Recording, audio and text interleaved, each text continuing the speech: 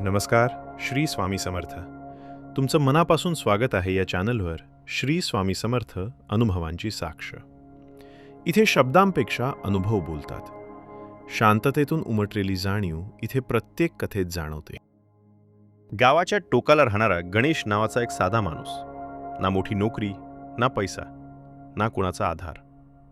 घरात आई आजारी, शेतीवर कर्ज, स्वतःच्या आयुष्यात अपयशच अपयश. सकाळी उठला की चिंता, रात्री झोपला की भीती. गावाचे लोक म्हणायचे, याच्या नशिबात काही नाही.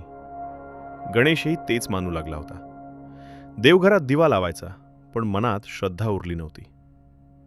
एके गुरुवारी तो बाजारातून परत येत होता. ऊन प्रचंड होती, अंगात ताकद नव्हती.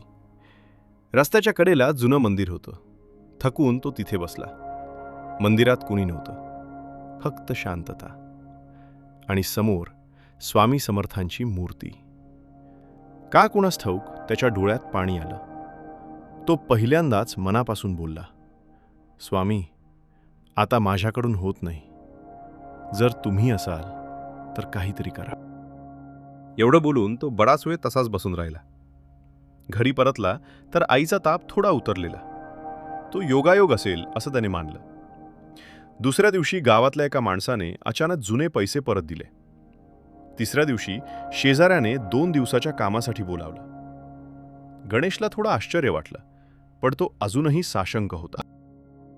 त्या रात्री त्याला स्वप्न पडलं. एक तेजस्वी वृद्ध व्यक्ती म्हणाली, चिंता करू नकोस, नाम घे आणि काम कर. सकाळी उठल्यावर त्याच्या अंगात वेगळीच ऊर्जा होती. त्या दिवसापासून त्याने एक नियम केला.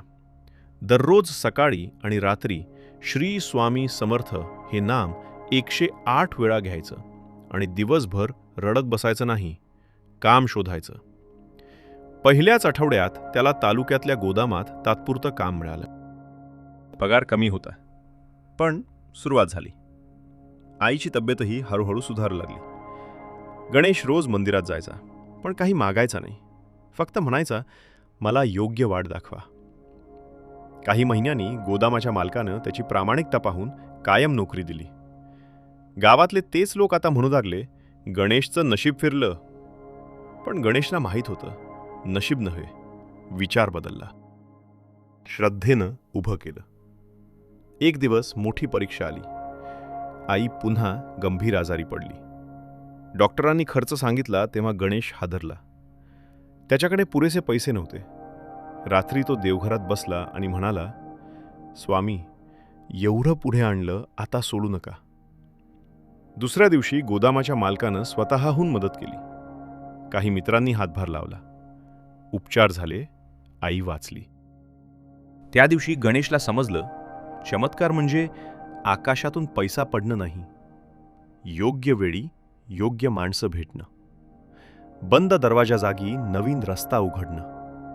तुटलेल्या मनात पुन्हा धैर्य निर्माण होणं, हाच खरा चमत्कार. कार पुढे सरकत गेला. गणेशने कर्ज फेडायला सुरुवात केली. घर दुरुस्त केलं. आईसाठी औषधं नियमित आणू लागला. पण त्याच्या चेहऱ्यावरचा बदल जास्त मोठा होता. आधी सतत घाबरलेला माणूस आता शांत झाला होता.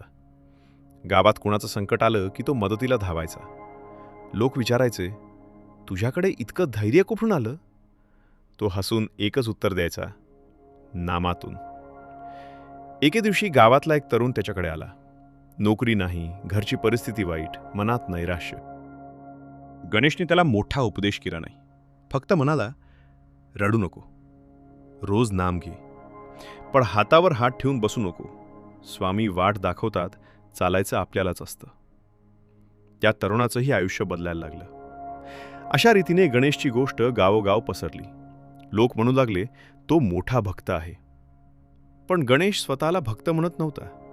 तो म्हणायचा, मी फक्त हरलेला माणूस होतो. मला पुन्हा उभं राहायला शिकवलं गेलं.